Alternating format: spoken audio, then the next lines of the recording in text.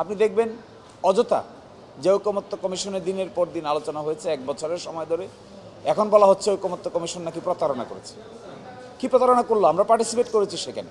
We participated for a long standing period of hours and days, months after months, together we discussed. এখন বলা হচ্ছে প্রতারণা করেছে। নিজের কথা শুনলেই আর প্রতারণা হবে না, আর কথা না শুনলেই প্রতারণা হয়ে যাবে। কেন কথা শুনতে হবে? ঐকমত্য কমিশনকে। ঐকমত্য কমিশন তার সিদ্ধান্ত আমাদেরকে জানিয়েছে, যা আলোচনা হয়েছে এই ব্যাপারেই তো সিদ্ধান্ত নিয়েছে।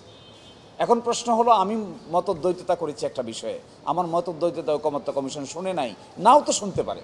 ঐকমত্য কমিশন আমার মতদ্বৈততা পুরোপুরি শুনবে কেন? জামাত ইসলামী এখানে মতদ্বৈততা করেও ডিসেন্টিং নোট দিয়েছে। কোথায়? আমাদের ডিসেন্টিং নোট তো ঐকমত্য কমিশন শুনে নাই। তাই বলে তো আমরা ঐকমত্য কমিশনকে এটা বলছি না যে তারা প্রতারণা করছে, নাও তো শুনতে পারে। কমিশনের তো এখতিয়ার থাকতে হবে। একটা কমিশন যদি তার সিদ্ধান্ত নিতে না পারে, আমাদের বিরুদ্ধে সিদ্ধান্ত নিলেই আমরা এটাকে প্রতারণা বলে আখ্যায়িত করি, তাহলে তো কমিশনকে ফাংশন করবে কি করে এটা সামনের দিকে অগ্রসর হবে? আর যখন পক্ষে বলা হবে তখন ঐকমত্য কমিশন সঠিক সিদ্ধান্ত নিয়েছে, আর যখন বিপক্ষে বলা হয়েছে তখন ঐকমত্য কমিশন নাকি প্রতারণার আশ্রয় নিয়েছে। আমি মনে করি যে দলই হোক না কেন, আমরা যারা পার্টিসিপেট করেছিলাম, কেন আমি এই কথা আপনাদেরকে বলছি, কারণ লং স্ট্যান্ডিং পার্টিসিপেট করেছি আমি নিজে। সেখানে আমরা যে সমস্ত মতামত দিয়েছিলাম, ঐকমত্য কমিশন ওই মতামতের কিছু অংশ ডিলিট করে দিয়েছে। হতেই পারে আমরা যে মতামত দিয়েছি এটার কিছু অংশ ডিলিট করার এখতিয়ার তো ঐকমত্য কমিশনের আছে, তারা চাইলে এটা ডিলিট করতে পারে, অ্যাকসেপ্ট নাও করতে পারে। একইভাবে অন্যান্য দলেরও কিছু বিষয় ঐকমত্য কমিশন অ্যাকসেপ্ট করে নাই, করতেই পারে।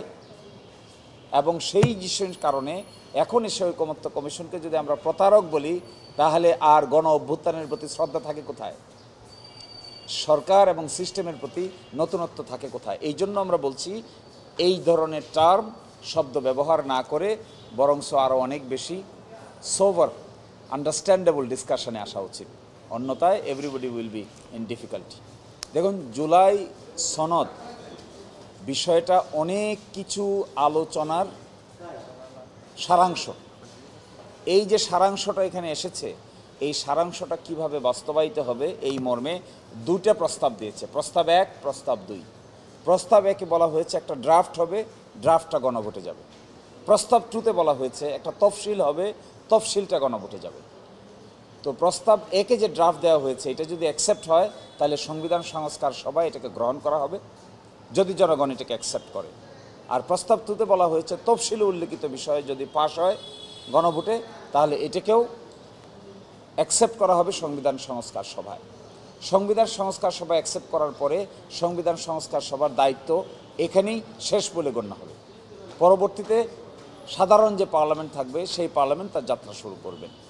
একটা গণ অভ্যুত্থানের পরে এরকম একটা সংস্কার প্রস্তাব নেওয়া হবে, এটা পাস হবে, এটাই তো স্বাভাবিক, এটাই এক্সপেক্টেড। কিন্তু সেই এক্সপেক্টেডের জায়গাটুকুকে এখন মনে হচ্ছে বাংলাদেশে একটা স্বাভাবিক সুস্থভাবে 5 বছর পর পর নির্বাচনের মাধ্যমে যেভাবে সরকার পরিবর্তন হয়, এইভাবেই মনে হয় পরিবর্তন হয়েছে। That was A misunderstanding. একটা গণ অভ্যুত্থান তো হয়েছে, হাজার হাজার মানুষ মৃত্যুবরণ করেছে, হাজার হাজার মানুষ সেখানে পঙ্গু হয়েছে। এরপরে একটা রিফর্মের এজেন্ডা আসছে, সেই রিফর্ম এজেন্ডাটা অ্যাকসেপ্ট হয়েছে, কেউ কেউ দ্বিমত পোষণ করেছেন। তো রিফর্ম এজেন্ডা আমি দ্বিমত পোষণ করলাম, তাই বলে কি রিফর্ম এজেন্ডা মানুষের কাছে যাবে না? আমি দ্বিমত পোষণ করলাম সংস্কারের ব্যাপারে কোনো এজেন্ডায়, তাই বলে কি মানুষ ভোট দেবে না? মানুষ কি গণভোটে সেটা অ্যাপ্লাই করতে পারবে না? ঐকমত্য কমিশন বলবে নাকি যে কে ডিসেন্টিং দিয়েছে, কে ডিসেন্টিং দেয় নাই? ফলে এখানকার বিষয়টা স্পষ্ট, ঐকমত্য কমিশনকে ব্লেম করার যে পদক্ষেপ নেওয়া হচ্ছে, আমি মনে করি এটা ঐকমত্য কমিশন যে কষ্ট করে পরিশ্রম করে এত সময় নিয়ে একটি ডকুমেন্ট তৈরি করেছে, এটার প্রতি সম্পূর্ণ ডিসরেসপেক্ট শো করা হচ্ছে, অসম্মান শো করা হচ্ছে, অশ্রদ্ধা করা হচ্ছে। আমাদের সকলকেই শেষ পর্যন্ত জুলাই অভ্যুত্থানের প্রতি, ওই স্পিরিটের প্রতি আমাদের সকলেরই খেয়াল রাখা দরকার, যেন এটা কোনোভাবেই ব্যাহত না হয়।